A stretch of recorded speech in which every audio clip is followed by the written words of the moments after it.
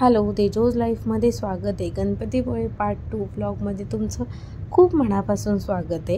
तर जयगड बघून झाल्यानंतर तिथे कोकम सरबत आणि मंचुरियन, लिंबू सरबत हे सगळं होतं. ते छान घेतल्यानंतर आम्ही रूमवरती गेलो, फ्रेश वगैरे झालो, कपडे चेंज केली आणि मग आम्ही चाललो आहोत मंदिराकडे. आमच्या रूमपासून मंदिर एक 5 ते 10 मिनटं वॉकिंग डिस्टन्सवरती होतं. सो आम्ही म्हटलं की चालतच जाऊया, एवढ्यासाठी कशाला कार काढा. आणि त्यात एकतर म्हणजे पार्किंगचा इश्यू प्लस ट्रॅफिक खूप होत होतं, त्यामुळे म्हटलं आपण चालतच जाऊया. आणि बीचवरती सुद्धा गर्दी भयंकर होती आणि आम्हाला यायला इथे ऑलमोस्ट 5:30 पावणे 6 झाले होते. आता थोड्या वेळाने अंधारसुद्धा पडणार होता. पण आम्ही म्हटलं की बाप्पाचं दर्शन घेऊ, पण बाप्पाच्या दर्शनाला खूप गर्दी होती. सो आम्ही अभिषेकसाठी नाव दिलं. पण आमचं लक तरी बघा किती म्हणजे चांगलं होतं. त्या दिवशी आम्हाला अजिबात म्हटली 70 अभिषेक घालायला ती लोक 70 नावं घेतात आणि ते फुल झाले होते. तर ते म्हटले की अभिषेक नाही होऊ शकत, 70 नावं झालेली आहेत. सो तुम्ही उद्या या. जर कोणी कॅन्सल झालं किंवा जर एक्स्ट्रा घेत असतील तर तुमचं घेऊ, पण तुम्ही लवकर या 7 वाजता. तर आम्ही म्हटलं ठीक आहे, बघू, मिळालं तर करायचं, नाही तर मग आम्हाला पुन्हा यावं लागणार होतं. पण आमचं नशीब खूप चांगलं होतं. ते कसं ते मी तुम्हाला नंतर सांगेन. सो आम्ही गेलो होतो बीचवरती आणि बीचवरती गर्दी तर बघा किती आहे, बापरे. मला तर असं झालं की काय इतके सगळेजण आले आहेत, गर्दी तर भयंकर होती. आणि म्हणजे जिथे मंदिर आहे त्याच्या एक थोड्या डिस्टन्सवरती गर्दी होती. मग आम्ही म्हटलं थोडं पुढे चालत जाऊ आणि मग तिथे जरा गर्दी बऱ्यापैकी कमी होती. सो आम्ही थोडं पुढे चालत गेलो आणि जाईपर्यंत ऑलमोस्ट अंधार झाला होता. म्हणजे सनसेट झाला होता. आम्हाला सनसेट काही पाहायला मिळालाच नाही. सो आम्ही मस्त भिजून मग गेलो आणि भिजताना वगैरे व्हिडिओ काही काढले नाहीत, कारण की सगळ्यांनी फोन ठेवले होते, तर आम्ही व्हिडिओ कोणी काढलाच नाही. त्यानंतर मग आम्ही एका ठिकाणी जेवायला गेलो होतो.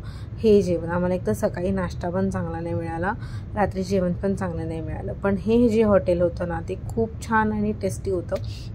ते जेवणसुद्धा खूप छान होतं आणि चायनीजसुद्धा खूप छान होतं. तर ते झाल्यानंतर मग आम्ही मस्त आईस्क्रीम खायचं ठरवलं, बिकॉज तिथे काही थंडी वगैरे नव्हती, उलट जास्त बीचवरती गरमच होत होतं. सो म्हटलं आईस्क्रीम खाऊ आणि आईस्क्रीम खात म्हटलं बीचवरती बसू. पण आता बीच तर ऑलमोस्ट 9-10ला बंद होतं, 9 वाजता बंद होतं. त्यामुळे मग आम्ही पुन्हा रूमवरती गेलो, झोपलो आणि दुसऱ्या दिवशी सकाळी लवकर उठलो, छान असे तयार झालो आणि बाप्पाच्या दर्शनासाठी जाण्याआधी म्हटलं एक छान असा कडक चहा. मंदिराच्या गेटच्या बरोबर समोर एक चहाचं टपरी आहे, जिथे चहा खूप छान होता. काल संध्याकाळी सुद्धा मम्मी प्यायला होत्या, त्या म्हटल्या खूप छान आहे. त्यामुळे मी चहा तिथे पिला. नंतर मग जास्वंदाचा आणि फूल घेतला आणि मस्त बाप्पासाठी गेलो. गर्दी इतकी नव्हती, पण आपण दर्शन घेण्यासाठी 10-15 मिनटं थांबूच शकतो. मग हे काय रील वगैरे जरा शूटिंग चालू होतं.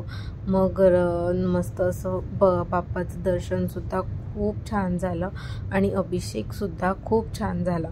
अनफॉर्च्युनेटली त्यावेळेला 70 होते आणि आम्ही आतमध्ये गेलो. तर त्या भटजींना म्हटलं की अभिषेक, तर ते म्हटले की बरोबर 3 जणं म्हणजे 3 कपल नाही आले, त्या जागी तुम्हाला घेतो. आणि आम्ही 3 कपल म्हणजे 3 जोड्या होत्या आमच्या, त्या आम्ही अभिषेक घालणार होतो. आणि बरं झालं बाप्पाचं खूप, म्हणजे आम्ही एवढं असं विचार केलं होतं का रात्रीपर्यंत की काय अभिषेक मिळणार नाही, खास त्यासाठी आलो होतो की अभिषेक घालण्यासाठी. सो म्हटलं अभिषेक काय मिळत नाही. पण ते भटजी खूप देवासारखे धावून आले आणि त्यांनी आम्हाला सांगितलं की तुम्ही काल आला होता, सो आज आहेत अवेलेबल, तर तुम्ही घालून घ्या. आणि मस्त तिथे ते 16 नेसावं लागतं. मग हे दोघं म्हणजे माझे भाऊजी, 2 भाऊजी आणि हे गेले होते ते 16 नेसायला आणि दिसतसुद्धा खूप छान होते. म्हणजे असं एकदम पारंपरिक पद्धतीने, म्हणजे साडी नेसून 16 नेसून अभिषेक. आणि अभिषेकसुद्धा त्यांनी खूप छान घातला. आणि संडे होता, सकाळी थोडी रश कमी होती, बिकॉज आम्ही 7:30ला म्हणजे तिथे गेलो होतो. आणि हे बघा तिघं किती छान दिसत आहेत ना. त्यानंतर मंदिराचा सुद्धा मी व्हिडिओ घेतला बाहेरून, बिकॉज आतून अजिबात अलाव नव्हतं. तरी पण आम्ही लपून छपून घेत होतो, पण ते खूप हल्ले, त्यामुळे मग मी ते व्हिडिओमध्ये टाकले नाहीत. ते झाल्यानंतर मग आम्ही अभिषेकसुद्धा झाला. आणि हे बघा ते भक्ती निवास, जे की खूप मोठं आणि प्रशस्त आहे, खूप छान आहे. मला खूप इच्छा होती तिथे राहायची, पण नाही जमलं. तिथे एक मेळासुद्धा भरला होता, म्हणजे प्रदर्शन, ते सुद्धा. आणि आम्ही काल रात्री जिथे जेवलो ना, तिथेच नाश्तासुद्धा केला. त्यांचे थालीपीठ, डोसा खूप छान होता. आणि आम्ही मग रूम चेकआउट केली आणि निघालो घरी जाण्यासाठी. घरी जाता जाता पावस करून गाव आहे, तिथे श्री स्वामी स्वरूपानंद यांचं मठ होतं. मग म्हटलं तिथे सुद्धा जाऊ, बिकॉज ते खूप छान आणि मस्त आहे. आणि तिथे जो महाप्रसाद मिळतो ना, तो खूप टेस्टी असतो, म्हणजे खूप छान असतो. मग आम्ही जाता जाता मस्त असा पूल लागला, जो रत्नागिरीचा आहे. आणि मस्त समुद्रसुद्धा बघत बघत आम्ही जात होतो. कोकणात आल्यानंतर खूप छान वाटतं, म्हणजे अशी ग्रीनरी. आणि ही फक्त जेवणाचाच प्रॉब्लेम आहे, बाकी खूप सगळं छान होतं. आणि मस्त असं म्हणजे ग्रीनरीसुद्धा होती. त्यानंतर आम्ही त्या मठाच्या इथे पोचलो होतो. आणि तिथे नवीन वर्षाची थोडंसं म्हणजे त्याने डेकोरेशन वगैरे केलं होतं. आणि मठसुद्धा खूप छान होता.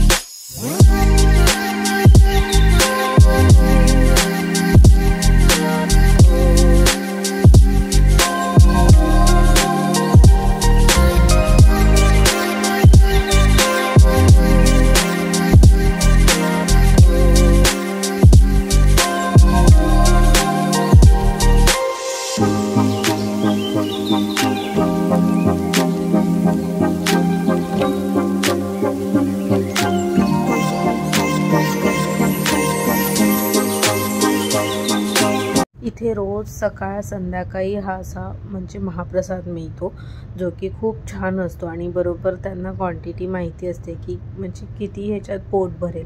आणि खूप गरम गरम असतो, म्हणजे खूप छान लागतो.